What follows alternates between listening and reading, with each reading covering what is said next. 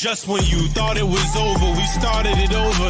Just a different chapter, but still part of the story. Spirit of a patriot, but the heart of a soldier. If you wasn't part of the grind, you can't be part of the glory. We right here, we ain't going nowhere. It's your worst nightmare. We back and they all scared. Every year is our year. The defense is top tier. Whenever you see that red and blue, it's a new era. They too scared of us. I don't know who said it was over, but they lied. The truth never miss, kicking down the door like who let him in. We been grinding and we ain't worried about the small talk. We big timers. Yeah, can't believe it, we leaving. Yeah, we achieving, can't be beaten. Say it loud, say it proud from the top of my lungs. Hometown, second crown, you ain't trying with us. Around this time, you really can't deny. You can't run, you can't hide when the Patriot comes. All right, everyone, welcome to the Patriots Friday Night Lights podcast. How are we doing? Let's go. What's up? How's everybody doing? Doing good. So, mandatory minicamp just ended. We basically don't have anything until training camp. So this is going to be a rough couple weeks, but minicamp was cool. Got a few clips of, Stephon Diggs and Kyle Williams. That was kind of what I was looking for, so Yep. pretty sweet. I think in the reports that's coming out, everything sounds like the team is structured. Keon White seems like he's on the right track. I wish he had just let, last season go a little bit. Yep. Like, just let it go. It is what it is. Like, you got a fan base behind you. We pumped. Yeah. The only real concern I'm hearing is just left guard, just trying to figure out who's going to go there. Seems like Cole Strange has been manning that the most with Jared Wilson being out kind of injured. So it seems like it's Cole Strange for now. Obviously, we'll see when the Pats come on. That's when we really see the linemen and how they work. So I'm not too concerned until training camp starts, because that's when we actually see when things are rough. Right. That's how it was last year with our entire offensive line. Is when training camp was happening, every single time there was practice, the reports were saying that the offensive line is a disaster. So, and realistically, I think guard would be a problem for, like, look at our defensive tackles. Like, you understand what I'm saying? Like, look at that. They're gonna look bad. Yeah, like, not even that they're gonna look bad, but it's just like is Cole Strange not manning that spot, or it's just there's players across from him that's going to get the better of him on a down-to-down basis. Right. And that's what you want to see. Is he giving up, or is he battling? Yeah. It all looks good. Like, I'm still the number one spot that I continue to watch is wide receiver. And I think Chisholm ran out. I think Chisholm, he's looking nice. That's like the hype of the offseason right now. I think Chisholm and Baker are the two that are going to make that 5th and 6th spot. I think the top 4 will be Diggs, Booty, Kyle Williams, and Bourne, probably, right? Pop Douglas, maybe. Oh, yeah, Pop. Yeah, you're right. Yep, Pop. Josh McDaniels loves his slots. Yeah, he's been but it's like a ton of work from what I'm hearing. He's getting a ton. Right. So that's what I'm saying. That's why it's like that's who I think the top guys would be, and I think Chisholm and Baker make that 5th and 6th spot. Because I was even watching the route running drill. The only one who really had a sloppy route was Jalen Pope. If you go back and look, Stephon Diggs, even coming off ACL. Oh my God, he looks so good. Everybody ran the crisp. You know what I'm talking about? The in and out route in the end zone. Yeah, where the coach kind of went with them until they did the little corner, the route to the back of the end zone. Yep. Pope was the only one who slipped, stumbled in the route. And it's like he has to do more than just stand out at this point, because the fact that you were a 2nd-round pick last year, yeah, we can blame it on coaching malpractice, but he has to answer for something. And sad in his case, it's looking like he may be phased out with a new coaching staff. Yeah, especially with Chisholm, kind of catching everyone's eyes. Like, you have to outbeat Chisholm, which means you have to outbeat kind of everyone because Chisholm is looking the best out there right now. It's crazy. Right.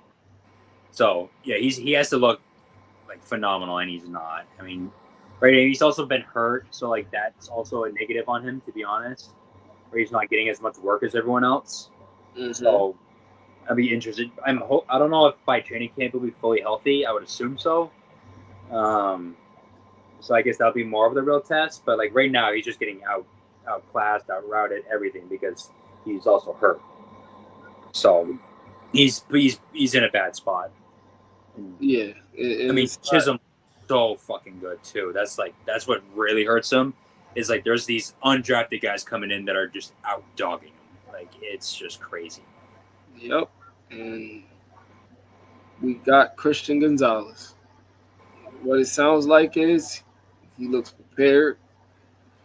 Yeah, I mean he's like I mean every single time he's guarded, he's just smoking. He's just intercepting. Like Gonzo looks fucking absolutely ridiculous. Yep, and I think he's gonna reach that Pat Surtain level this year. Yeah. I still don't get how they keep like trying to take his credit because we're on that team. That's like the best corner in the league. Yeah, I think with like the PFF grades, I don't think they're really putting into account that like he's facing the top receivers every single week. Like last year, like Jamar Chase. The list goes like he faced every top receiver. Yeah, like the list goes on and on. Yeah, I mean he's faced AJ Brown, he's faced Tyreek Hill twice a year, Jamar Chase. The NFC last year, what the NFC West? He's faced the Cooper Kupps. He's faced the Puka Nakuas. He's faced the DK Metcalfs. He faced the Brandon Ayuks. Shut him down. Who else is over there? Marvin Harrison Jr. Shut him down. Yeah, Marvin. Yep. Not one receiver in the AFC East. Tyreek Hill, you know what time it is. Yeah. Nobody on Buffalo. Yeah, the only receiver that gave him work was Stephon Diggs. And Brian Thomas Jr. That was it. Right. Brian Thomas Jr. Other than that, he got on everybody. And Brian Thomas Jr., it's no shame in that because it's like as good as Gonzo is, that was an assignment that needed some extra attention too because that was all they had in the receiving game. So they should have stuck a safety. Had they used Gonzo on the safety maybe to shadow him and just completely take him out of the game. Right, that's a coaching, right? Jacksonville was just as bad as us. They picked one spot after us? But they were supposed to. Yeah. They were supposed to. And they beat the hell out of us. Yeah. Our defensive line also looks crazy, which was expected. Right, you're just mentioning Keon White is looking really nice. They're all looking crazy. Like Barmore's as healthy as can be. All right, Milton Williams, we already know that he's the best interior, like top 5 interior lineman in the league. And it sounds like Harold Landry's been having a lot of work with them. He seems to be kind of a top guy. And I wanted to bring up on the depth chart. Hello? Oh, okay. Go ahead, run it. I'll be right back. Give me 30 seconds. Yeah, the depth chart, they put Martin Mapu as a linebacker for the first time.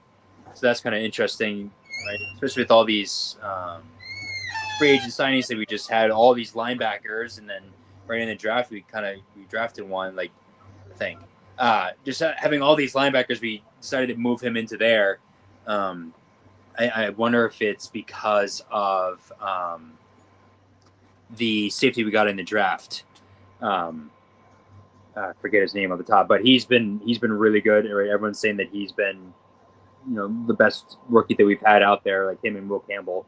So I'm assuming that's because of that, right? Moving Marte Mapu down there. I wonder if Mapu has been put on a couple pounds too, just to kind of, fit into a certain role. So that was interesting. Just obviously the defense as a whole has been pretty solid against our offense, but our offense has had good days too, right? The last 2 mandatory mini camps, the offense kind of won, especially Drake May. Drake May was like 14-16 both days basically, and multiple touchdowns, no interceptions. Like he's been lighting it up, right? There's like the whole thing of the 4 interception practice. Since then he's only had 1 interception, and it's been like 5 practices. So it's nice seeing Drake kind of go on to that ascent. And this is without Stephon Diggs. Like he hasn't even had Stephon Diggs in there, and he's already kind of lining up the defense ever so often. And then Travion Henderson, where he was catching, I think it was a punt. I think they're practicing a punt, and fast as hell. He's so freaking fast. He looked really freaking good. He had a post-practice interview where he was talking about running backs that he watches, and he was talking about James White, which was pretty cool, right? Just right, the receiver kind of back. That's what he's going to kind of fit into. Right, James White took a lot of blocks. That's what Travion is the best at coming out of college. So that's cool that he's kind of practicing in that, and watching that kind of film. Right, we're talking about Douglas in this offense. Right, watching a lot of Julian Edelman. Did that in a post practice, so that was pretty cool. So I was just talking about how offense was, giving the defense some problems last couple practices.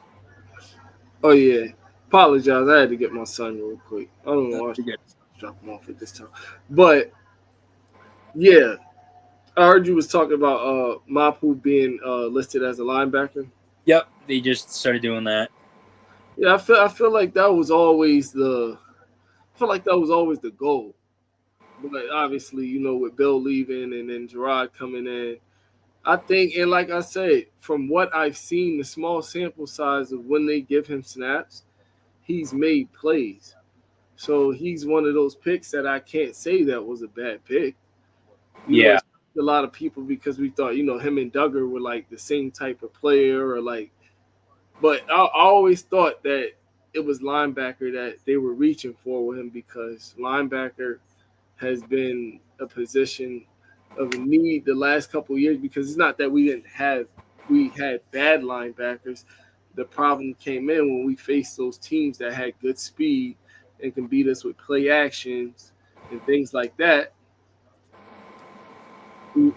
Yeah, and I was saying that right, Craig Woodson, where he's been kind of a standout rookie. Right. I wonder if that's also kind of, pushed this a little bit further, and they're that makes sense. Right, he's been filling a role. Right, he's been pretty good. So I can see that also being the reason that they're moving Marte now. Maybe we'll see him play both, but I'm assuming he's going to be more linebacker. Right, we got a lot of those free agents, but they're a little bit older, so maybe he's behind them. Because I feel like with Woodson's play style, I'm not going to say starter. Definitely not going to say starter, but he looks like that sub-package player that you can bring in on maybe like those big nickel sets where you want to have him, Jabril, and Kyle Duggar on the field to have speed, but also match up against the run as well. Maybe having him and Duggar in the box and, Jabril playing single high or however they want to do that.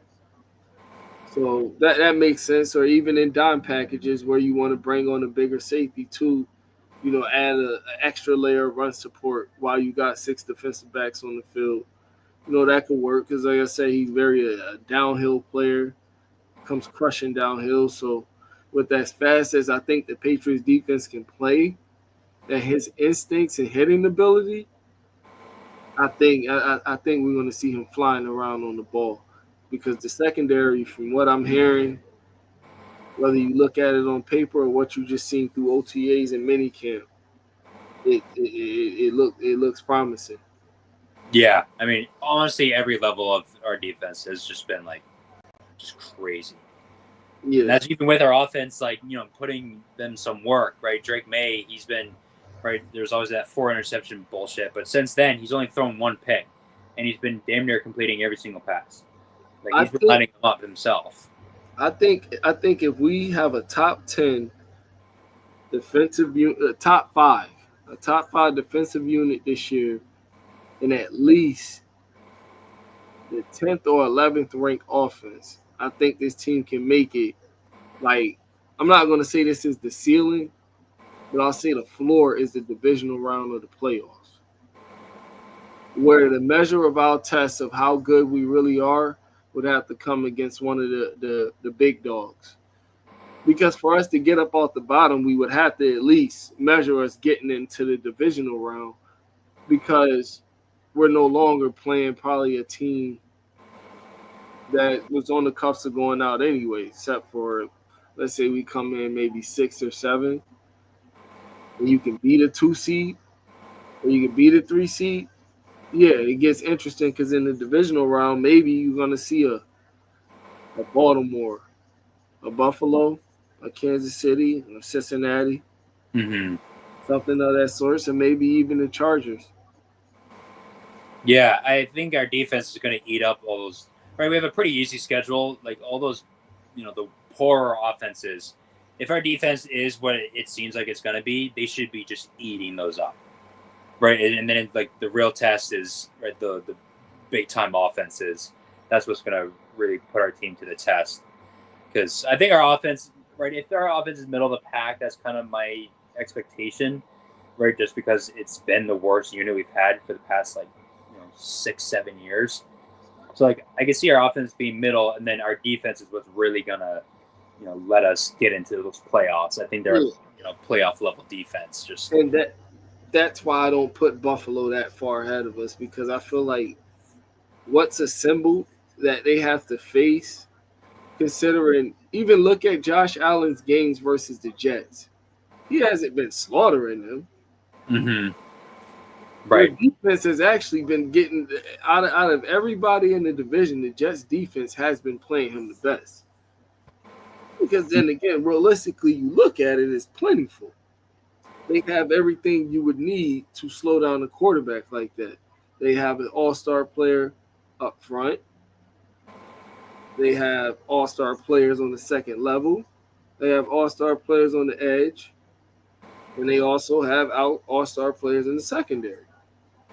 Corners that can lock receivers down in the sense of a Josh Allen-led team. Do you really just want to throw it all on his shoulders? Or are you thinking that he's making the receivers better? Or you need a receiver that's just that damn good to pair with a quarterback that's that damn good? Because that's what they're running into in the playoffs. So I feel like that's the problem we can pose for them this year too. Josh Allen don't have great receivers. He has good ones. So where that really becomes a problem when you have to face teams like the Patriots, who have 2 very good corners. Yeah. Very good secondary. And you have a mediocre wide receiving core and a good quarterback. Okay, you got a good running back too. Well, they got a front 7 for that. This is not the same defense that you've been pounding on the last couple of years. And he may not have James Cook. James Cook still has yet to sign. Right. Imagine that. Right? We have some of the best run-stopping players in the entire NFL, right? Anthony Jennings and Milton Williams. If you get rid of James Cook, all they have to do is focus on Josh Allen. Right. And then Josh Allen's not going to be able to throw because, right, we have Carlton Davis and Gonzo. Right.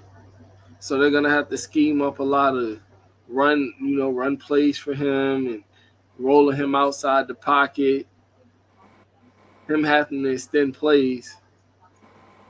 Can he make a living off of that with that defense right there? No.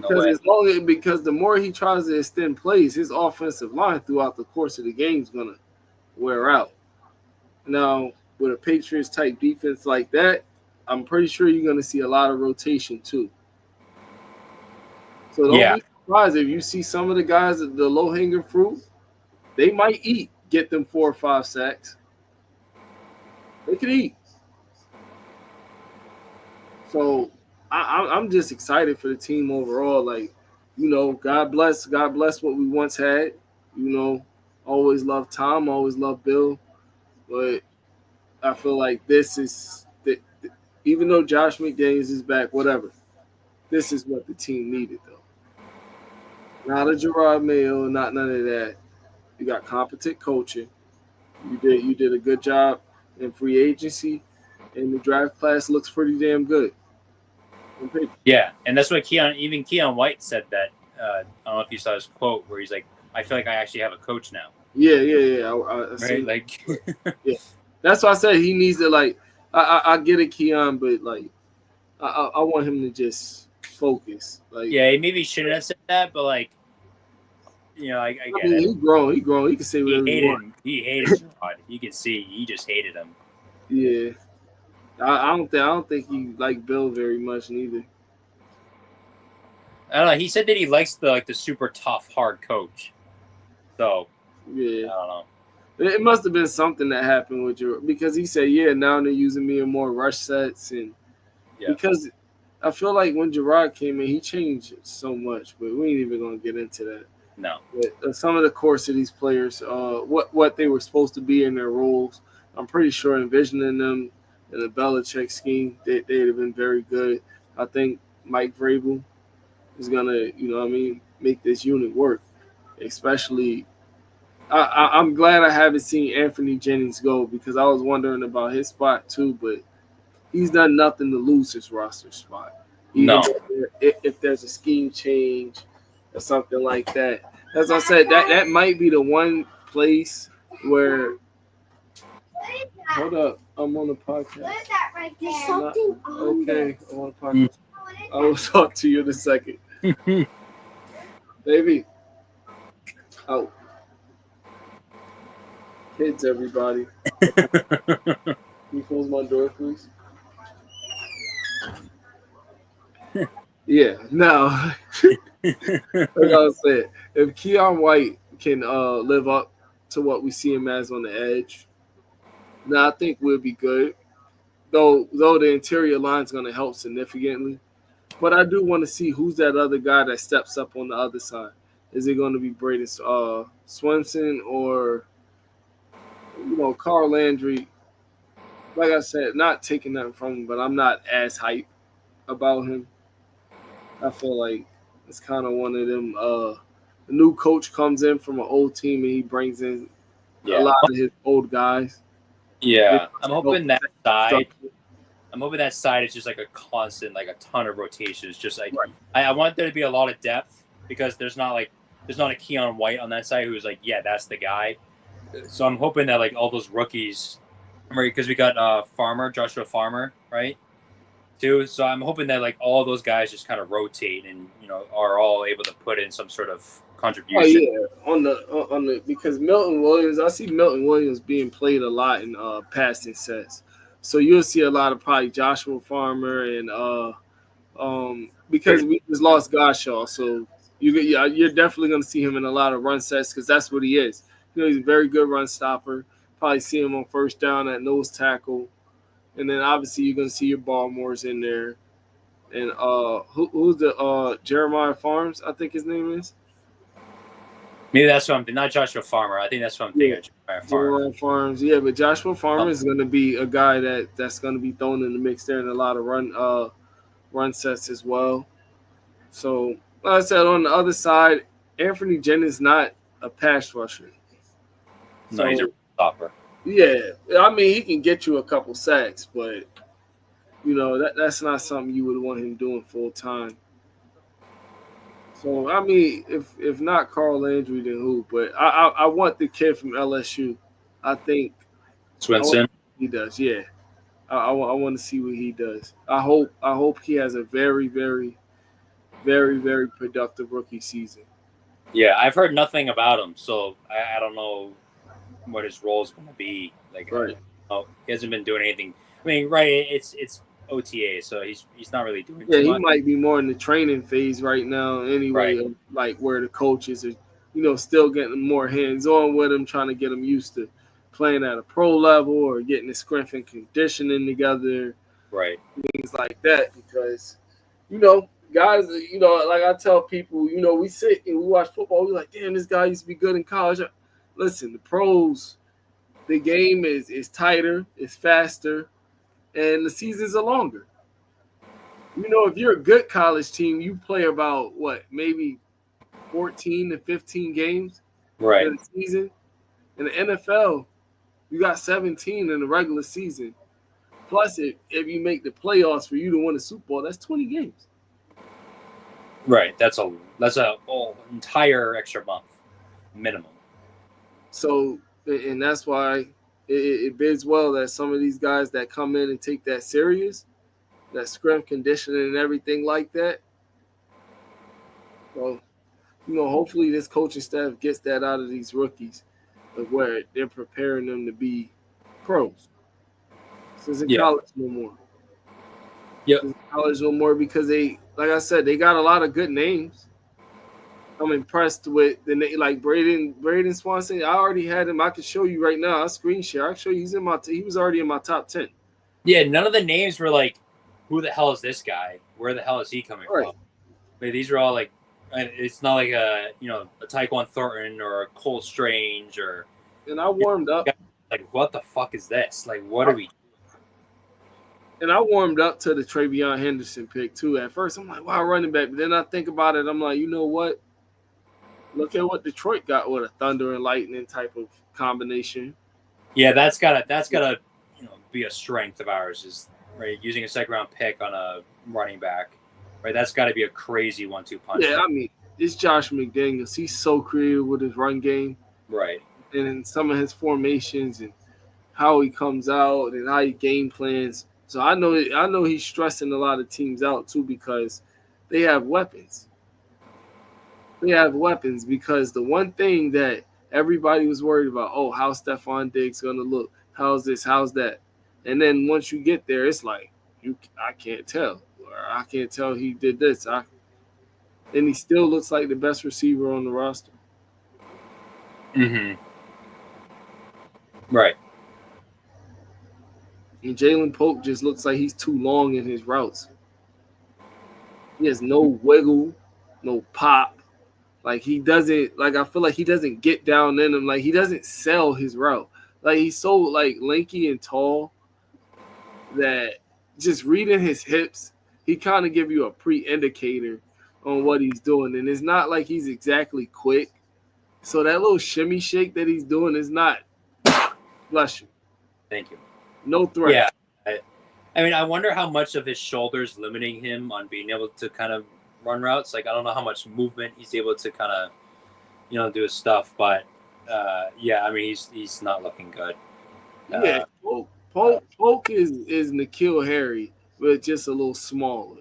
Like I said, he's a guy that he's going to have to be force-fed for him to get his yards. And, you know what I mean? Because he's not a separator, but he has pretty good hands, I guess, if you continuously throw him the ball. Going back crazy. That was his strength, was that he had great hands. And his hands are, like, arguably his worst trait now. But the football is not that much different. Like I don't know, like, it's crazy how just going from college to the NFL, your hands and, like, your ability to catch the ball can change so much. Yeah, because it's like, dude, where's the videos of you just, like, going crazy? You know what I mean? Like, after a season like last year, you know how some guys, like, even Baltimore, all of them, like, they post things about just redemption. Their redemption back to, you know what I mean, being a player that's regarded as being good or being great in this league. I don't see that from Jalen Polk. He did post the Kobe in a brace or in a cast, shooting the free throws. Yeah, that's Kobe Bryant, like RIP Kobe Bryant, but that's not Jalen Polk. That's not him. You understand what I'm saying? Yeah, that's not you, Jalen Polk. Like, what can you show us what you're doing? Like, are you hitting the gym? Like I said, we're seeing Gonzo came back bigger. Okay. And on top of him coming back bigger, we're seeing highlights on the screen against a position that you're supposed to be playing. Yeah, right. So it's like I didn't see him come back with more muscle on him or looking like he's a little quicker or anything. It just looks like do you not know that you're about to that you're in the middle of a wide receiver battle? And not that you're on the brink of bust, you're already considered a bust because you're a roster bubble. Right. And I mean, statistically the worst receiver in football. Yeah, because the 6 receivers that make the roster, Pop Douglas, 6th round. Let's just say hypothetically this is what happened. Pop Douglas, 6th round pick. Kayshon Boutte, 7th round pick. Chisholm, undrafted free agent. Javon Baker, 4th round pick. Obviously, Stephon Diggs was a 5th round pick. But obviously he's made a name for him since then, so I'm not even going to include him in there. And who else was I going to throw in there? Kyle Williams. Yeah, Kyle Williams, a 3rd round pick from the year after. Yeah, those are all lower than you, and you're just getting just totally outclassed. Yeah, and it would be 3 of those receivers was chosen after you since you've been chosen in the 2nd round. Javon Baker would have been chosen after you. Obviously, Kyle Williams next draft behind that, and Chisholm undrafted. Yeah, it's like I don't understand. Like, not even. There's no way he makes the team. Yeah, not even ragging on the dude, but realistically, like the writing's on the wall. They just ain't gonna cut you without seeing them for themselves. Yeah, and especially with Efton Chisholm coming in and just like looking really freaking nice, like it's over. Like I don't see how Polk stays. Like who would be kicked out? Baker and Bourne. There's no way Kendrick Bourne leaves over Polk. I think Bourne. I like Bourne, but they could do without him. Yeah, I just think with his history of Josh McDaniels' offense, I think that gives him an edge. But like, if it's between him and Polk, like it's going to be Bourne every single time. Like, there's no receiver that you'd rather have Polk over. There's not one. No. I honestly feel like Kayshon Boutte shouldn't have never been mentioned in anything. He should be clear cut. That never made sense to me. And it honestly never made sense to you. Like, we were talking this entire offseason. It made no sense that he was he should be clear cut wide receiver too. Yeah. He was awesome last year. He did so good. He even looked for whatever worse or better, or whatever the case may be. That game against Philadelphia, week 1, what got him doghoused, Bills last year there. He looked pretty good, and when you were listening to training camp, his name was constantly being a name for making spectacular catches and being the best receiver that they had on the field. Yeah. And when he was taken out of the doghouse and given the opportunity, okay, 500 yards, that's not bad. For a team that was reeling on the cusp, that's not bad. Yeah, right. And even versus Derek Stingley, beat him off the line. Drake May hit him perfectly in stride. That happened multiple times. Yeah. Obviously, there's times in the game that you wish you would see him more, but respecting the game of football, sometimes if a team see that that's all they have, maybe he's not the receiver to be beating double teams and stuff. Or, you know what I mean, when the coverage is set going his way, it could be problematic for him. That it happens. Yeah, I mean, he's not a Justin Jefferson. Like, right. We already know this, but he's solid. He's someone that you want on your team. For sure. Somebody that I want to see on the field. Now with a Stephon Diggs there, a true number 1, yeah. Well, especially where he was arguably Drake's number 1 target, right? Him, Pop, and Hunter. Right? If you want Drake to keep going, like you keep Boutte around. You have to. And I like the little LSU connection that they're starting to build up. You know, they're coming from blue blood programs. Will Campbell, Braden Brandon. Johnson. Yeah. Got a couple Georgia guys too. Definitely got some Alabama guys. Yeah. So I feel like the roster overall has gotten significantly better. So I feel like the Patriots could be fighting for a fifth or sixth spot, or even if we can beat Buffalo at least once, and I think we can, because I think we're a lot better than I think we're a lot better team that can be a threat to them than people are giving us credit for right now. Mm-hmm. So I'm gonna call it early, but I don't think they're just about to run through the AFC East like how they have for the last 5-6 years. Since 2019, they didn't had it 2020 and beyond. Yeah. It's time to change that. Yeah. I mean, it's us and the Bills, right? Miami's about to lose Ramsey. I mean, I don't know what's going on with Tyreek. That's still a thing. Who was exposed? I think people and Jalen Waddle. Have you seen? Oh my God, have you seen Jalen Waddle? Bro, he looked like he gonna be waddling pretty soon if he don't stop eating whatever the hell. Nah, you laughing? I'm dead serious. He looks fat. Well, I know there's a video of the was it the lineman wearing his jersey? You're not thinking of that. Was that the lineman? It might have been. Oh, I thought that was him. I was like, no, he did it. Because there's a Yo, they got me with that one. They got you, dude. No, he did it. I was like, yo, I just seen that. I'm like, what the?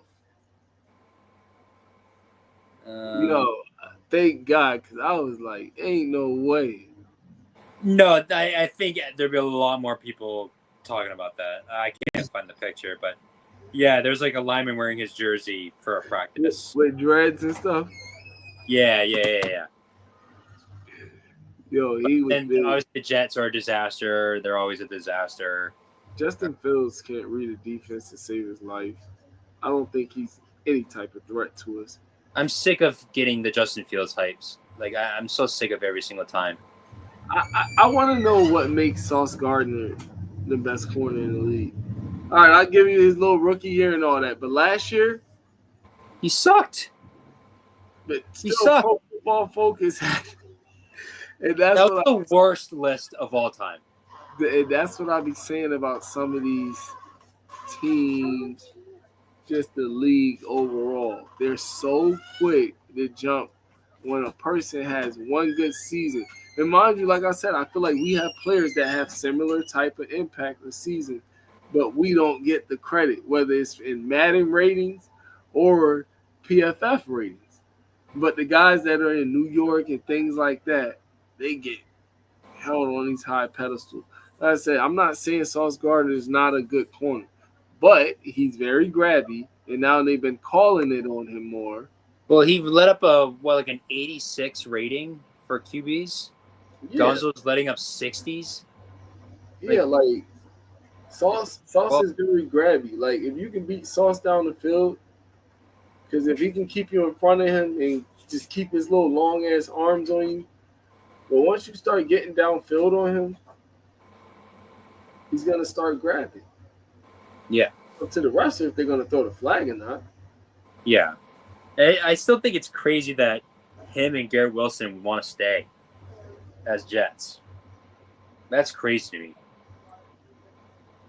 Like, why do you want to stay there? I don't think they got a choice. Well, they both want to do extensions there. Like, that's crazy. Because they know they got leverage. Yeah, I mean, if they're purely just trying to get a bag. Because guess what? Damn. Because guess what? Here's the leverage. It's going to look just like this. Garrett Wilson. I want X amount of this and that. I want Justin Jefferson money. No, beat it, buddy. We can't do it. Okay. Well, I'm not signing a contract. Okay, well, we're going to franchise tag you. Well, in the franchise tag, you have to pay that player for that season what the average of the highest paid player in the league is. At his position. Yeah, it's like the top 5 average or something. So so you're gonna have to pay that, so he can be cool with that. Okay, you want to franchise tag me again next year? Okay, I'll take another $35 million. Take another $35 million quick. Okay, $70 million over 2 seasons. Who's laughing now?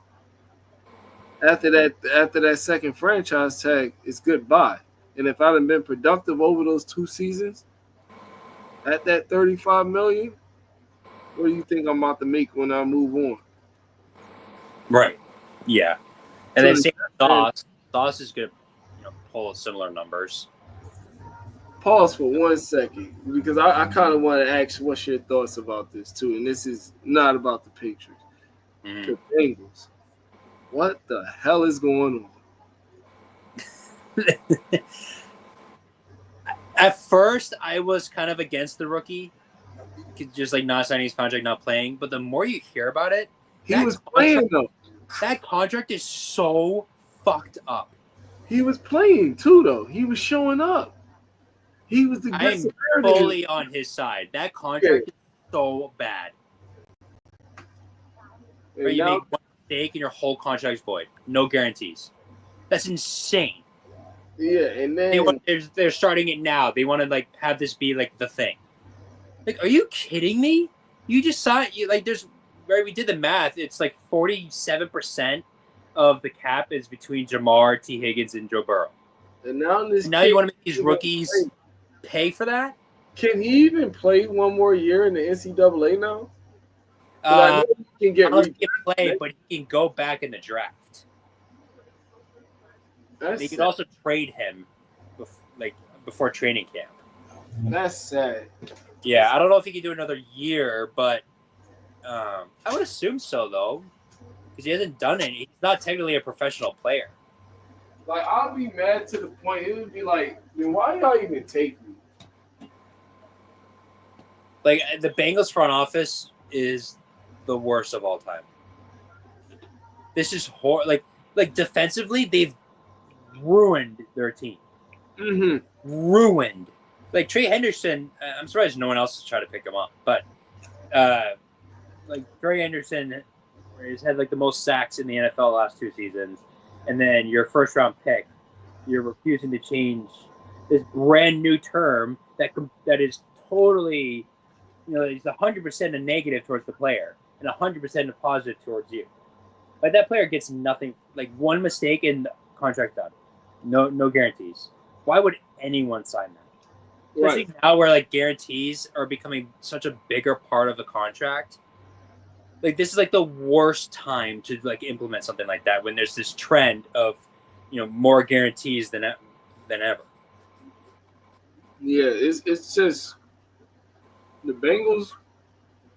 I don't know what their whole case is with the defense, Joe Burrow. That maybe that's the cost of them signing both T. Higgins and Jamar Chase and Joe Burrow.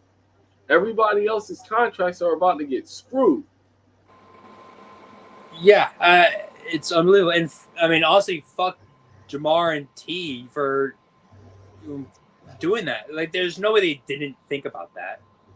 Obviously, I understand chasing your bag and getting the bag, but holy fuck, you guys are just your contract's terrible. Realistically, though, you want to know why I don't blame them? Because the Bengals are very, very, very young. So, who is next up to get paid besides Trey Hendrickson? Yeah, true. Right? No one. Nobody. So they were the ones who set the trend. So I kind of get it. Yeah, in a few years, their contracts are gonna be nothing. Exactly. So yeah, that's whoever true. the next young rookie is on that roster that's ready to get paid. Well, if they even get a fucking rookie to sign a contract, they may never sign up another rookie ever again. Mm-hmm. It's crazy. That whole situation is unbelievable because it's not even they have 2 situations. It's the rookie and then Trey Henderson, and they're both on the defense. Everyone saw that video of Joe Burrow, throwing the seam route to whoever it was, triple covered, and the guy still caught the ball. Triple covered. And it wasn't even like their best receiver. Yeah. Like, just like tossing it, wherever he wants, and the defense isn't going to be able to do anything. And because, like, I think they might be looking at it with Trey Hendrickson, those 17 sacks. Like, the problem with the Bengals defense where they were too blitz heavy. So they could be looking at it like that. Same thing where a lot of teams looked at it with Judon. Well, you're not that effective without stunts and blitzes. Mm-hmm. So I don't know.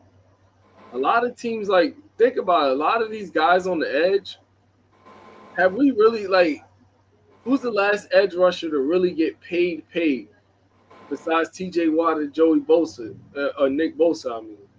Myles Garrett. Oh, yeah, obviously. Those guys, but they're in a different stratosphere when we're talking about them versus those guys on that next tier. Teams are looking at it. Honestly, a lot of teams is doing it by committee. The Chargers were okay with letting Joey Bosa go because they still had that kid down. Was it Tupi Loyal or whatever his name is? Yeah, I mean, we were saying the top teams in the league don't have like the number one, right? Like T.J. Watt is probably the only one that is actually on like a decent team, right? Myles Garrett, Max Crosby, Micah Parsons, right? Those guys, those teams aren't good. They haven't made their team better technically, like record wise. But the only one that's had like a decent enough team. But we all know the Steelers are frauds. But I mean, record wise, they're halfway decent. Because how many times did we have a dominant edge when we were winning the Super Bowl? Right, the only time was like Chandler Jones, and probably Willie McGinnis, and but Willie McGinnis, that's a whole different type of game back then. Right. Yeah, that's what I'm saying. Defense was like that was what you wanted was the defense. Right. Yeah, that's what I'm saying. Like, Trey Flowers was okay. But like the only thing that you can really see is corners. Like for us, at least, we always had elite corners. Right, elite corners makes you like the Broncos last year, right? Pat Surtain, right? He's been incredible. I mean, Jalen Ramsey when he was on the Rams, that helped them like crazy. Right, those seems to be now that it's like a passing offense or a passing league. Nobody foresaw out some of our corners coming. Nobody foresaw the Malcolm Butlers, or even Jonathan Jones was a very good corner for us for a while. I say Gilmore, we raised his game to another level. Right, because he was decent on the Bills. He was pretty good. Yeah, even at South Carolina, he was. Like I said, my older brother went to college. They were on University of South Carolina together. So I've been watching him for a while. He was a good player, but once he came to the Patriots, he was hands down the best corner in the league. Like I said, he won Defensive Player of the Year. Right. Judon, he was a good player in Baltimore. 9 sacks was his career high. He got to New England, 12.5, 15.5 the following season. Yep. He got them 12.5 sacks when everybody was swearing that Micah Parsons with 12.5 sacks was the second coming of Lawrence Taylor. Yeah, he's going to sign too. Goddamn. But yeah, Micah Parsons is definitely worth the talk, but you get what I'm saying. Yeah, that's going to be a bag. Yeah. So I guess the next thing is training camp. That's what we're waiting on next. I think that's when we're going to see the true position battles. Yeah, I'm trying to go. I wonder if I can go to a couple of them, but I'm definitely going to at least one weekend at training camp. I want to go to the statue unraveling. That preseason, yeah. Yeah. They're doing a preseason, but it must have just not worked with Fox, with Brady. Yeah, if I get up there and you're there, we got to run something right then and there. Live. We got to run it live. I don't know how we're going to do it. We just got to figure it out. We definitely got to run it live. There's going to be nothing but Patriots fans there. Yeah, I mean, TikTok Live, right? You could always do something like that or whatever. But, yeah. Yeah, and it's like damn, what the hell was I about to say? It just slipped my mind. My bad. Yeah, but I definitely want to come up there for that statue unwrapping the statue. I definitely want to see that. Yeah, that'd be cool. But all right, I'm gonna let you go. All right, I'm out of here. All right, On daddy duty. Say bye. bye. Say bye. All right, brother. Have a good one. Yeah, see ya. 37-year-old. We're on to Cincinnati. It's nothing about the past, nothing about the future. It's right now we're preparing for Cincinnati. Okay, do you feel like the talent you have here is good? We're getting ready for Cincinnati. What is your responsibility? I'm just asking, do you think you've done enough to help Tom Brady? We're getting ready for Cincinnati.